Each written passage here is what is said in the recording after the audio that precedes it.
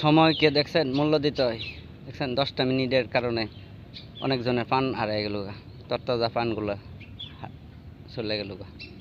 দিয়াবাড়ির স্কুলের এই ঘটনাতে অনেক মানুষ শোকাহত। দোয়া করি যারা মারা গেছেন সবাইকে জান্নাতবাসী করুন, এবং যারা এখন আহত আছেন সবাইকে আল্লাহ যেন সুস্থ করে দেয়। তো ভুল ছিল না এটা, কারণ পাইলট মোটামুটি অনেকটা চেষ্টা করছিল সবার প্রাণ বাঁচানোর লেগে, নিজের প্রাণ বাজি নিয়ে তারপরে চেষ্টা করছে। কিছু করার নাই, বুঝছেন, দুর্ঘটনা হয়ে গেছে, আর কি করার আছে।